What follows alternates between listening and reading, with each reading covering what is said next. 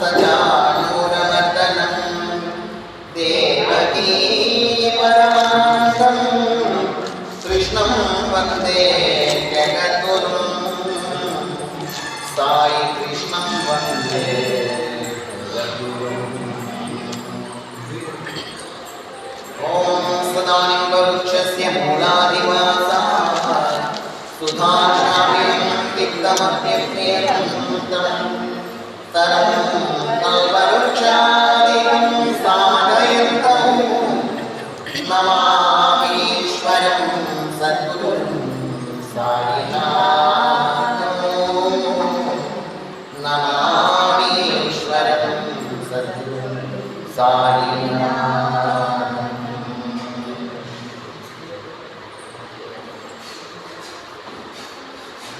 శ్రీకృష్ణ పరమాత్మ సంపూర్ణ అనుగ్రహ కృపాకటాక్ష వీక్షణలు మాటిన క్షేత్రపతి అయినటువంటి సద్గురు శ్రీ సాయినాథ్ మహారాజుకు సాష్టాంగ ప్రణామాలు సమర్పించు. మద్గురుదేవుడు కేశవానంద స్వాముల వారికి పాద ప్రణామాలు అర్పిస్తుంది. శ్రీ వేదవ్యాస భగవానునికి సాష్టాంగ దండ ప్రణామాలు ఆచరిస్తూ శ్రీ మహాభాగవత మహాభారత కావ్యానికి ప్రదక్షిణ నమస్కారాలు అర్పిస్తూ ప్రణవాత్మ పరమాత్మ స్వరూపులని మీకందరికీ శిరస్సు వంచి నమస్కరిస్తే శ్రేయమాత్మలో భారతమనము శ్రీ మహాభారతంలో శాంతి పర్వంలో ముందుకు వెళ్తుంది.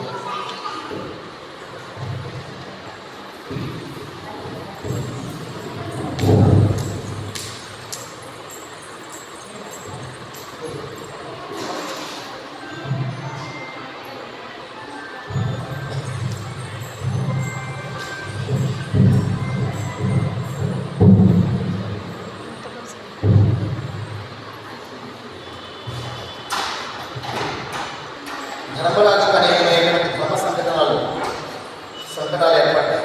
ఆ ధర్మ సంకటాలకి సమాధానంగా వారు చెప్తూ ఉన్నారు. అందులో భాగంగా ధర్మరాజు అన్నాడు, ఓ పితామహ, కొందరు దుర్మార్గులు సాధువులు దుర్మార్గుల వలన నడుపుతూ ఉంటారు. వారిని హెచ్చించిన ఎట్లు అని ధర్మరాజు అన్నాడు.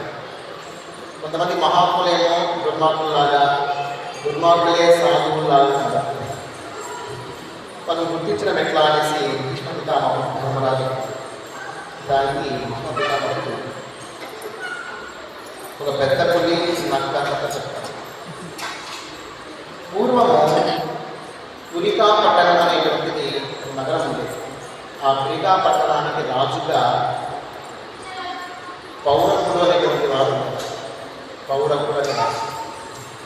ఈ పౌరవుడు అనేటువంటి రాజు అధర్మంగా పరిపాలన చేశాడు. అధర్మంగా పరిపాలన చేసి చనిపోయాడు. చనిపోయిన తర్వాత అది మళ్ళీ జన్మలో నక్కగా పుట్టినాడు. నక్కగా జన్మించినాడు. అయితే అతనికి చేసుకున్న పుణ్యము మరియు రామణం తెలియదు, కానీ అతని పూర్వజన్మ యొక్క స్పృహ ఉంది. అందువల్ల గత జన్మలో నేను ఎంతో తప్పు చేశాను, ఎంతో పాపం చేసినాను.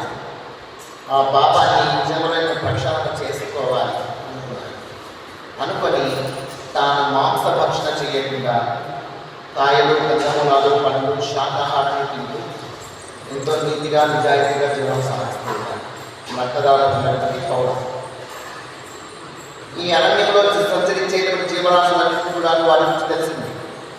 ఈ నక్క చాలా సాధారణంగా ఉంటుంది.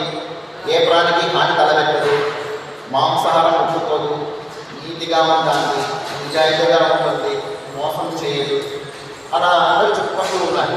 చెప్పుకుంటూ ఉంటే ఆ అడవికి రాజు అనేటువంటి ఒక పులికి ఆ విషయం తెలిసి ఆ పులిరాజు ఏం చేశాడు, ఇటువంటి మంచి వ్యక్తితో, మంచి జంతువుతో నేను స్నేహం చేస్తే మంచిది కదా అనిపించి ఆ నక్క దగ్గరికి తానే వచ్చాడు.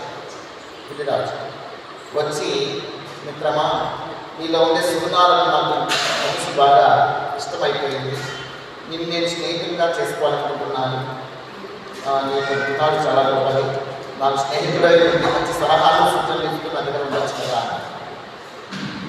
నా రాజ్యంలో నీకు పదవి ఇస్తాను, మంచి ఉద్యోగం ఇస్తాను. పులి మహారాజా, ఈ రాజ్యంలో నాకు పదవి ఇవ్వడం అనేది నాకు పెద్దగా ఇష్టం లేదు. రాజ్యాలు కానీ రాజ్య భోగాలు కానీ ఆ విషయాల పట్ల నాకేం ఆసక్తి లేదు. అయితే నా నీలకొరులు నాకు స్నేహం కోరుకుంటున్నాను. నేను ఈ స్నేహాన్ని కాదను, కానీ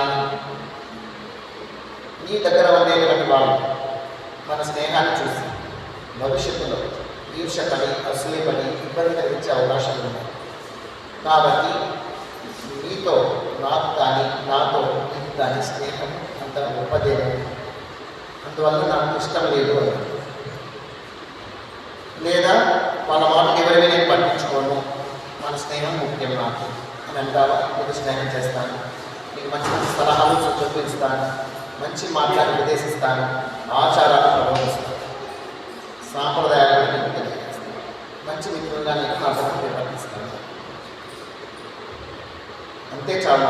నాకు ఎవరి గురించి నేను పట్టించుకున్నాను. నాకు నీకు స్నేహం, నీకు నాకు స్నేహం అంతే అవసరం. రాజ్యం తీసుకొచ్చుకున్నాడు, తన రాజ్యంలో తీసుకున్నాడు. మంత్రిగా అతనికి పదవి ఇచ్చినాడు. నక్కను మంత్రిగా చేస్తే చక్కగా పరిపాలన చేస్తుంది. వాళ్ళిద్దరి మధ్య ఉండేటువంటి స్నేహాన్ని చూసినాయి ఇతర జీవరాశులు. చూసి ఈర్ష్యపడ్డాయి, అసూయపడ్డాయి. రాజుకి ఎందుకు ఆ నక్కతోనే అంత ఇష్టము, ఆ నక్కతోనే అంత స్నేహము, మనకు ఎవరితో వాళ్ళ స్నేహం లేదు కదా అని చెప్పేసి చాలా ఈర్ష్యపడ్డారు. ఈర్ష్యపడి ఎట్లా తిరిగైనా సరే విడగొట్టాలి ఇద్దరు అని చెప్పేసి ప్రయత్నం చేశారు. ఒకరోజు పులికి మాంసంగా ఆహారంగా పెట్టే మాంసాన్ని తన దగ్గర పనిచేసినటువంటి సేవకులు ఏం చేస్తారు, ఆ నక్కకు తెలియకుండా పులికి ఆహారంగా పెట్టే మాంసాన్ని ఎత్తుకొని పోయి నక్క ఇంటి ముందర కూర్చోబెట్టారు. ఇంటి ముందర కూర్చోబెట్టేసేసి వచ్చారు. పులికి ఆహారంగా పెట్టేది ఆహారం దొరకలేదు కదా, నాకు ఇక్కడ ఆహారం ఉండాలి కదా, లేదే అని చెప్పేసి అడిగినాడు. అడిగితే సేవకుడు ఆ నక్క దొంగిలించి ఉంటుంది అని చెప్పినాడు. మేము దొంగిలిస్తుంటే చూసినాము అని చెప్పాను. కాబట్టి అన్నిగంట తెలుసు అంటే కల్లారా చూసినాం మహారాజా, రాపించుకోదా అని చెప్పేసి రాజు పిలుచుకుంటాను. పిలుచుకొని పోయేసేసి తోలు పెట్టాడు కదా ఇంటి ముందర, ఆ పోయినాడు. పోయి చూపించాడు. చూపిస్తారా మాంసం ఇంకా లేని పని 3 రోజులు. నీకు తెలియదు మహారాజా, నువ్వు ఏదైనా తెలియసి వదిలేసిపోతావా, నాకుపై మొత్తం అది తెలియస్తుంది, నాకు తప్పింది. ఆ పులి ఏం చేస్తుంది తెలుసునా, దానికి ఇష్టమయ్యేది మంచి మంచివి గుండెనో ఉద్యోగ తినేస్తుంది, మీద వదిలేస్తుంది, పట్టించుకోదు. ఆ రక్తం తాగేస్తుంది కదా, మిగతా పాడు తినే ఇట్లా బతుకొని తినేస్తుంది. దాని స్వభావం అలాంటి. పులి కానీ సింహం కానీ ఒకసారి ఏదైనా కడుపున తిరిగి అనుకోండి, తన ముందరే పాడాడాలనుకుంది. జింకలు కానీ బలుసుకొని దొరికేవి పాడాలి, పట్టించుకో. సింహము అంట దానికి ఆకలైనప్పుడు ఏం చేస్తుంది తెలిసిన, ఒక ఎత్తైన ప్రాంతం మీద ఎక్కుతుంది. ఎక్కి ఒక్కసారి మొత్తం అడిగినంత ఇలా చూస్తుంది గ్రౌండ్. దాన్నే సింహావలోకన న్యాయం అంటారు. సింహావలోకన న్యాయం. ఒక ఎత్తైన ప్రదేశానికి వెళ్ళి మొత్తం అడిగినంత ఊరికి అలా చూస్తుంది. చూస్తే ఎక్కడైనా దాని తెలియకండి ఏదైనా ఒక ప్రాణి గుర్తించినప్పుడు వేరే దృష్టి వెళ్ళదు, డైరెక్ట్ అటాక్. దాని దగ్గర వెళ్ళిపోతుంది, దాన్ని చంపేస్తుంది. దాని కడుపునిండా తింటుంది, తిన్న దగ్గర వదిలేస్తుంది అంతే. అది 4 రోజులు కానీ 5 రోజులు కానీ 10 రోజులు కానీ వేరే ప్రాణం పక్కనే పాడాలని పట్టుకోదు, ముట్టుకోదు. మళ్ళీ దానికి ఆగలేనప్పుడు మాత్రమే మళ్ళీ ప్రయత్నం చేస్తుంది. ఒకసారి తిందంటే 4-5 రోజులు పట్టడానికి ఆగలేకపోతుంది, తినడం బాగానే పడదు.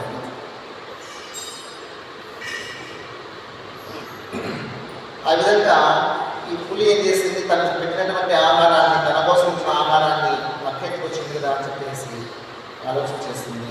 అలాగే వెళ్ళి ముందు కోసినాయి, తినగా వదిలేసింది, ఎవ్వరికి ఇవ్వదు, తానే లాక్కపోతుంది, మొత్తం తినేస్తుంది, మాకు కూడా దక్కనివ్వదు, మేము ఎంత ఇబ్బంది దాని విషయం చెప్పేసి దేని ఇవన్నీ ముందు కోసినాయి. దాంతో పులికి చాలా కోపం వచ్చింది. నాకే కేటాయించిన ఆహారాన్ని ఎత్తుకొచ్చుకున్నదంటే దీనికి ధైర్యం ఎంత వచ్చింది, ఎంత అహంకారం, ఇది బతకడానికి అర్హత లేదు అని చెప్పేసి వధించండి అని చెప్పేసి శాసనం చేసింది. అన్నక్క చంపేయండి. ఆ విషయం తల్లికి తెలిసింది, పులి తల్లికి తెలిసి వెంటనే కొట్టు దగ్గరికి వచ్చేసింది. పుట్రా, నువ్వు పొరపాటు చేస్తున్నావు ఈ విషయంలో. ఏం పొరపాటు చేస్తున్నావు? ఆ నక్క వచ్చిన తర్వాత నుంచి నీకు ఎప్పుడు అన్నీ తలగలేదు, ఏ ఆపద తలగలేదు. దాని సహాయంతో ఎన్నో ఇబ్బందులు ఆటంకాలు ఎదుర్కొన్నాం, తప్పుకొని నిలవలేదా. అది వచ్చినప్పటి నుంచి నీకు మేలే చేసింది తప్పితే ఏనాడే నీకు కోరుకోవాలి. అలాంటి దాన్ని నువ్వు సంహరించమని ఆదేశించినావు. చాలా తప్పు నిర్ణయమైన. మీ చుట్టుపక్కల ఉండేటువంటి వాళ్ళే మీ ఇద్దరి స్నేహాన్ని ఓరవలేక తప్పు చేస్తారు, నీకు దూరం వస్తున్నారు. ఇద్దరు మంచి స్నేహితులు ఉన్నారంటే విడగొట్టాలని చూస్తారు, ఇద్దరు నీతిగా నిజాయితీ ధర్మంగా ఉన్నారంటే దాన్ని చెడగొట్టడానికి ప్రయత్నం చేస్తారు. మంచి వాళ్ళను చెడగొట్టే ప్రయత్నం చేస్తుంటే అట్లా బాగుపడాలని చూడాలి. కాబట్టి ఏ విధంగా అయితే ధర్మాధం విచక్షణ జ్ఞానం కలిగి మంచి చెడును గుర్తించి వర్తించు. ఆ హంస ఏ విధంగా అయితే పాలను నీటిని వేరు చేసి పాలను మాత్రమే స్వీకరిస్తుందో ఆ విధంగా నీ వివేక జ్ఞానంతో నీ విచక్షణ జ్ఞానంతో ధర్మాన్ని నీతిని నిజాన్ని గుర్తించు. ఆ నక్క వాళ్ళకి ఎప్పుడూ హాని కలగలేదు. ఎదురుగా ఉండే వాళ్ళే నీ యొక్క స్నేహాన్ని చూసి ఓర్వలేక ఆ విధంగా హాని కలిగించే ప్రయత్నం చేస్తున్నాను. నేను తప్పుగా నిర్ణయం తీసుకున్నాను, దాన్ని కాపాడి దాన్ని వదిలించకుండా క్షమాపణ కోరుకోవచ్చు. అప్పుడు వెంటనే తల్లికి పాదాలు నమస్కారం చేసుకొని క్షమించమని అబ్బాయిని చెప్పేసి జింకని నక్కను పిలిపించినాను. రాజు పిలిపించి క్షమాపణ కోరుకొని నన్ను మన్నించు, మన స్నేహాన్ని చూసి వరవలేక నాకు ఈ విధంగా అంతా చెప్పినాను, అందుకే నేను తప్పుగా నిర్ణయం తీసుకున్నాను, నన్ను క్షమించు మిత్రమా అనేసి నక్కను ప్రార్థిస్తే నక్క అన్నది, మనం ఎంత మంచిగా ఉంటే అంతగా ఆకర్షించే ప్రయత్నం చేస్తారు చుట్టుపక్కల ఉండేవాళ్ళు. మీ రాజ్యంలో అటువంటి వాళ్ళు చాలామంది ఉన్నారు, ఇకపోతే నా ప్రాణానికి వచ్చే పరిస్థితి ఏర్పడింది. ఇంకా నేను ఇంత ఉండడం అనేది నాకు ఇష్టంగా లేదు, నా బట్టి నేను బతుకుంటాను, మన బట్టి చెప్పేసి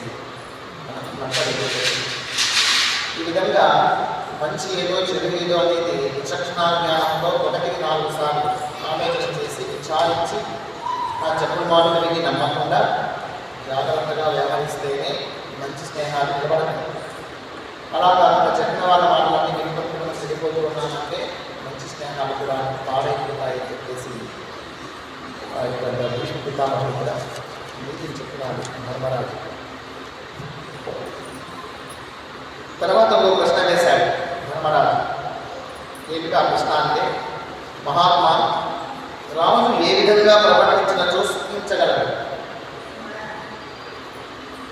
ఏ విధంగా ప్రవర్తిస్తే రాజు సుఖిస్తాడు అని ధర్మరాజు అడిగాడు. అప్పుడు సమాధానంగా భీష్మ పితామహుడు చెప్తారు, రాజు సుఖంగా ఉండాలంటే ఎలా ఉండాలి, ఏం చేస్తే సుఖంగా ఉంటాడు అంటే భీష్ముడు చెప్తాడు, మాధ్య గుణము లేక, మాధ్య గుణం మందమతి సోమరితనము అని చెప్పాలంటే సోమరితనము లేకుండా సహాయకుడు ఉన్నవాడైతే అటువంటి రాజు సుఖిస్తాడు.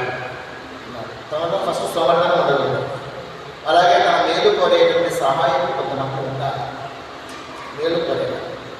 అది లేకపోతే ఇతను సోమరితనమే దాన్ని నాశనం చేస్తుంది. దానికి ఒక కథ చెప్తాను అని చెప్పేసి చిన్న కథ చెప్తాను భీష్మ పితామహుడు. ఆ అంపశయ్య పైన ఉండే ఏమిటా కథ అంటే, పూర్వము ఒక వంతె ఉండేదట. వంతె తల ఎట్లా ఉంటుంది, పొరుగుగా ఉంటుంది మెడ. ఆ వంతె ఏం చేసింది, బ్రహ్మ గురించి తపస్సు చేసింది. బ్రహ్మ గురించి తపస్సు చేస్తే బ్రహ్మదేవుడు ప్రత్యక్షమైనాడు. ఏ పదం కావాలో కోరుకుంటే నాకు మెడ అనేది, నా మెడ ఉంది కదా, ఏదైనా ఎక్కువ ఉన్నటువంటి నాకు ఇబ్బందిగా ఉంది, ఎంత చాచినా అందడం లేదు స్వామి, కాబట్టి నేను ఇక్కడే ఉండి 100 యోజనల దూరంలో ఉండేటువంటి మేకలు తిరుగుతున్నట్టుగా ఆ కొమ్మలు చెట్లు తిరుగుతున్నట్టుగా నాకు మెడ కావాలి. అటువంటి పొడవైన మెడ నాకు ఇవ్వమని అంటే 100 యోజనాలు, 1 యోజన 3 కిలోమీటర్లు 100 కిలోమీటర్లు అవుతుంది. అంత పొడవు ఉండేటువంటి మెడ నాకు ఇవ్వమని అడిగింది. నవ్వినాడు. ఏంటి అభిమాన కోరిక అన్నాడు. లేదు స్వామి, నాకు అదే సుఖము అన్నాడు. సరే నీ కర్మ అనుభవించు. ఇస్తే అది ఆడే కూర్చుంటుంది, శుభ్రంగా కూర్చుని ఇట్లా పొడిగిస్తుంది. పొడిగించేసి ఎంతో దూరం ఉండే కొమ్మలు ఇచ్చుకుని తింటాను. దాంతో అది ఇంకా జోబు ఎక్కిపోయింది, మొగ్గు పట్టిపోయింది, దాంతో జబ్బు పట్టిపోయింది. ఓసారి వానాకాలం విపరీతంగా వరదలు వచ్చినాయి. వరదలు వస్తే తను కాపాడుకోవాలి కదా, దాని మేడ ఎంత 100 కిలోమీటర్లు, 100 యోజనాలు ఉంది. భారతదేశం నుంచి లంకలో శ్రీలంకకు ఎంత దూరం ఉందో అంత దూరం ఉంది మేడ. అటువంటి వంటే ఉంటే బాగుంది. ఆ వంట మేడ వదిలేసి ఆ ఒకటి తిరిగేవాళ్ళు శ్రీలంక నుంచి భారతదేశం. అంత పొడవు ఉండే మేడను మనం వాన నుంచి కాపాడుకోవడం కోసం ఏం చేసింది, ఒక గుహలోకి తలపెట్టేసింది. మొత్తం మెడంతా లోపలికి వెళ్ళేసి ఆ ఎదుగులో పెట్టి వాన పడతాను. దున్నపోత మీద వాన పడుతుంది. దున్నపోత మీద వాన పడిస్తే ఏమో తెలుస్తుంది, దానికి ఏం లేదు, దానికి బాగా ఎండాల ఏమీ లేదు, ఆనందంగా తింటా ఉండేదే ఉడుతూ ఉంటుంది. సరే, ఇది ఆ మెడనంతా గుహలోకి పెట్టేసి ఎదుగుపోయింది. ఆ గుహలో 2 నక్కలు చూసినాయి. దాన్ని చూసి అంత పొడవు ఉంటే దానంతా చూసుకుంటూ పోయింది. ఊయమ్మా ఇంత పొడవు ఉండే, ఈ వంటను శుభ్రంగా తినేసలేదు, గుర్తించలేదని చెప్పేసి ఆ మెడ నరాలు కొరిగేసి శుభ్రం కొరిగేసి చంపేసి అది ఇంత దిక్కుని చేత కాదండి. అయిపోయి పొడవుగా ఉందంటే సన్నలేదు మెడ. 2 నక్కలు ఏం చేసినాయి, ఆ మెడ నరాలు కొరిపడేసాయి, అయితే చచ్చిపోయింది. ఆ విధంగా తన ప్రాణానికి ముప్పు తెచ్చుకున్నది. కాబట్టి దానికి సలహాలు చెప్పేవాళ్ళు లేరు. ఒరే నీకు ఇంత పొడుగు మెడ వస్తే ఇబ్బంది, వద్దు ఇంతే చాలా చెప్పేవాళ్ళు లేదు. దానితో అది సోమరితనం పట్టింది. ఉండే చోటు నుంచి అందుకోవాలా మేకనంతా, కదలేదు లేదు, మెదిలేదు లేదు. 100 మీటర్ల దూరంలో 100 కిలోమీటర్ల ఎంత దూరమైనా మేడ సాగితే చాలు, ఫుడ్ దగ్గర వచ్చేస్తున్నారు. అట్లా దాని జీవితాన్ని అది నాశనం చేస్తుంది. కాబట్టి సోమరితనం ఉండకూడదు, మందమతిగా ఉండకూడదు. అలాగే సలహా సూచనలు ఇచ్చేటువంటి సహాయకులు ఉండాలి, సహాయకులు ఉండాలి, సోమరితనం ఉండాలి. అలాంటి వారు చూపిస్తారు. తర్వాత ఇంకొక ధర్మ ప్రశ్న అడిగినాడు భీష్మ పితామహుడు. మహాత్మా బలహీనుడు బలవంతుని విషయమున ఎట్లా ప్రవర్తించాలి అని ధర్మరాజు అడిగాడు. బలహీనంగా ఉండేటువంటి వాడు బలవంతుని పట్ల ఎలా వ్యవహరిస్తే మంచిది అని ధర్మరాజు అడిగితే, అప్పుడు భీష్మ పితామహుడు సాగరములకు నది, గంగా నదికి జరిగినటువంటి సంవాదం గురించి తెలియజేస్తున్నాడు. సాగరునికి గంగా నదికి మధ్య ఒక సంవాదం జరిగినది. ఏమిటా సంవాదం అంటే, సాగరుడు ఒకసారి అడిగినాడు, గంగా భవాని నీ ప్రవాహానికి కొండలే పిండి అవుతున్నాయి, పిండి అయిపోతున్నాయి, కొండలే పడకపోతున్నాయి. అయితే వృక్షాలు మాత్రము ఏ మాత్రం చెట్టు చదవడం నీ ప్రయాణం, నీ ప్రవాహానికి చెట్లు ఏ మాత్రము చెట్టు చదవడం లేదు. దానికి కారణం ఏమనుకుంటారు? నీ బలహీనత, లేక చెట్ల యొక్క బలమా? ఏది కారణం?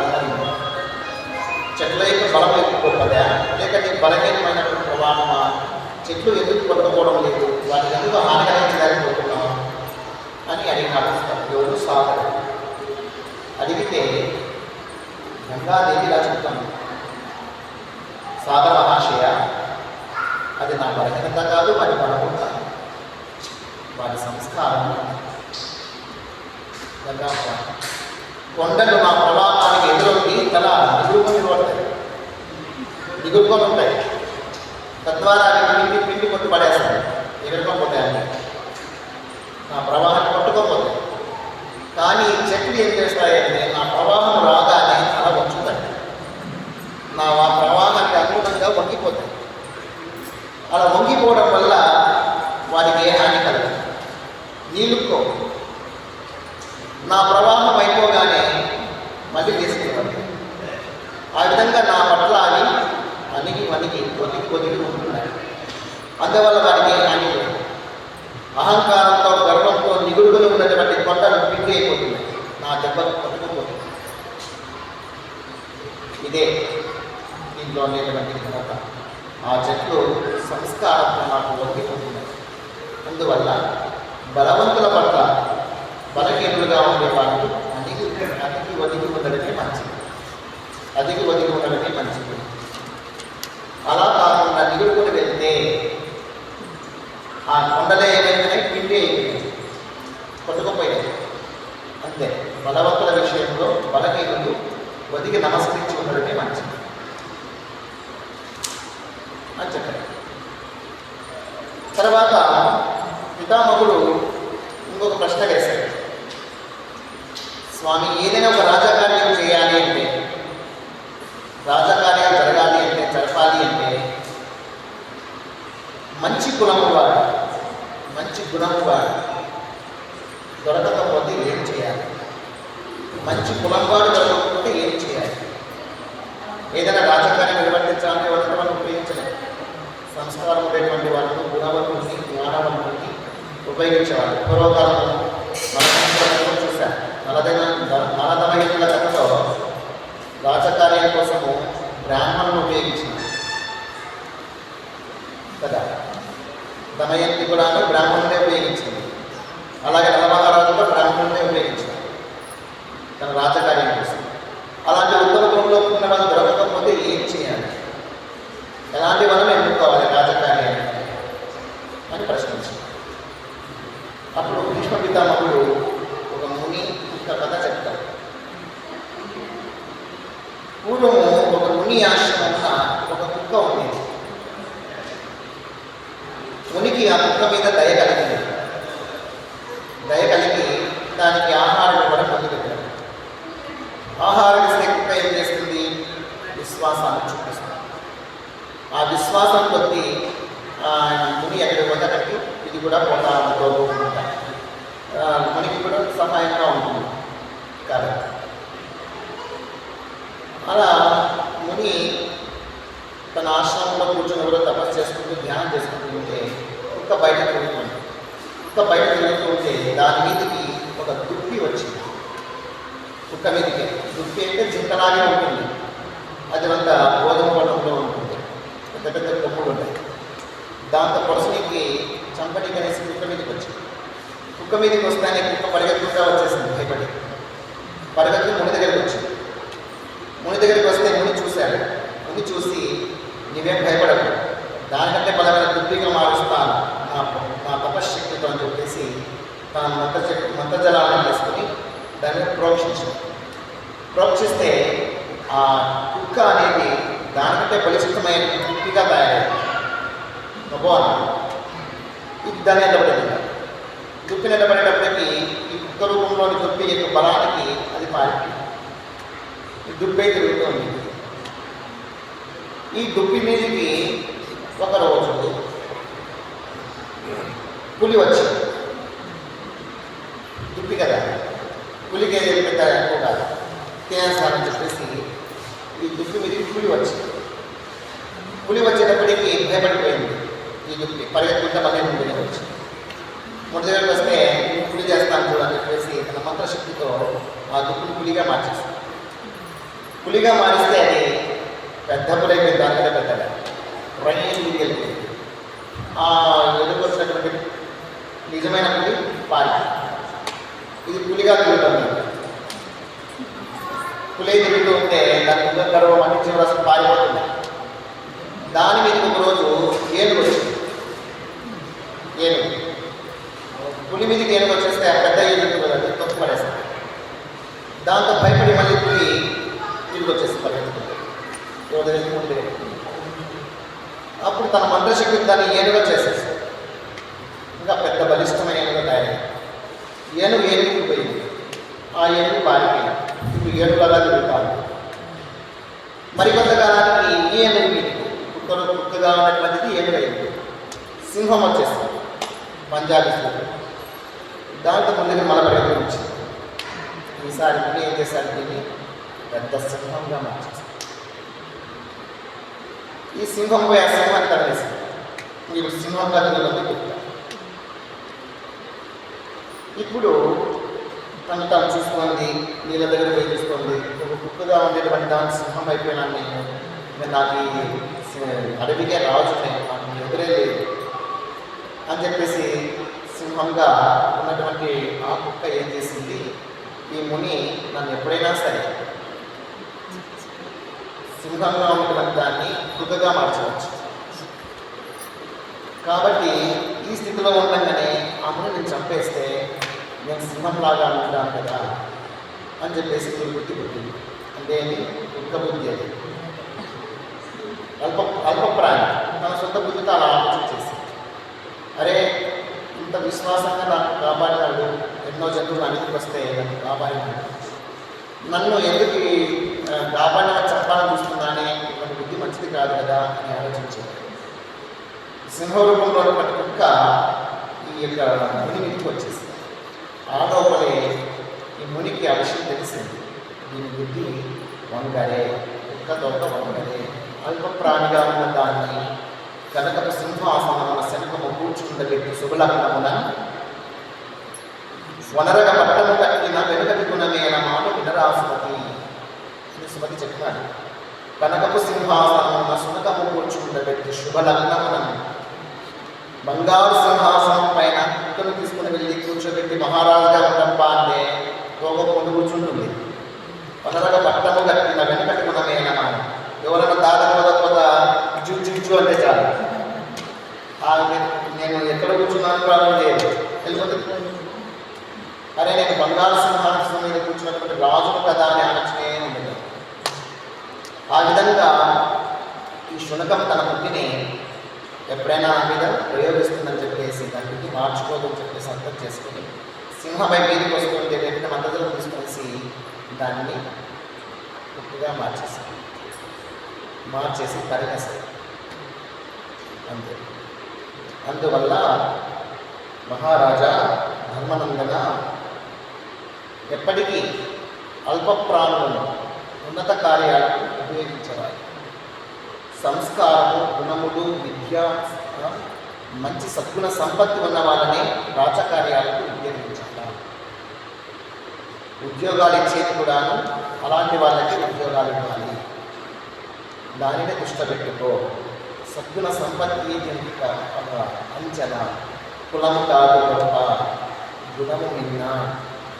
బ్రాహ్మణ కులంలో పుట్టిన అల్పబుద్ధి ఉంటే మూర్ఖుడే, అల్పకులంలో పుట్టిన సద్గుణ సంపత్తి ఉంటే అది ఉన్నతుడే. కాబట్టి సద్గుణ సంపత్తిని చూసి మీరు గుణముల శ్రేష్టతను బట్టి శ్రేష్ఠ గుణములు ఉన్నవాన్ని మాత్రమే రాజకార్యాలు ఉపయోగించాలి తప్ప శ్రేష్టత లేనటువంటి వాళ్ళను ఉన్నత కార్యాలకు ఉపయోగించడానికి.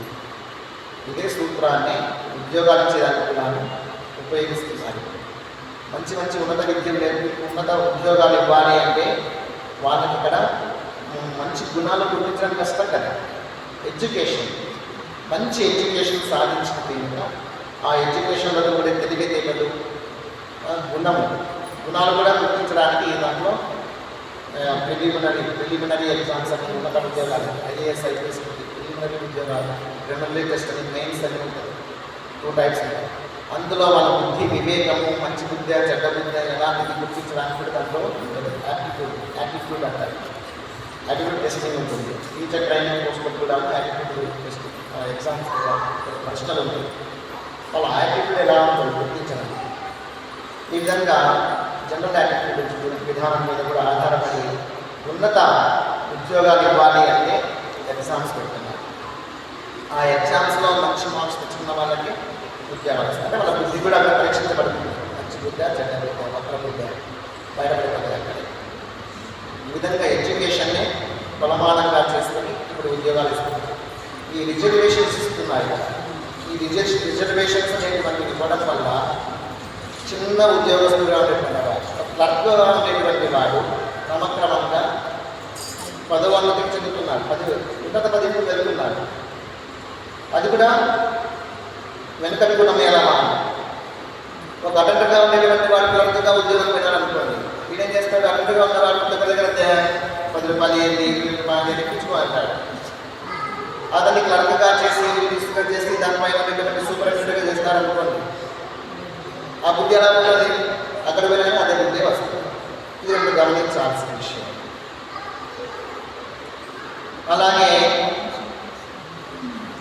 ఈ కులాలు ఇవన్నీ లెక్కించాల్సిన అవసరం లేదు.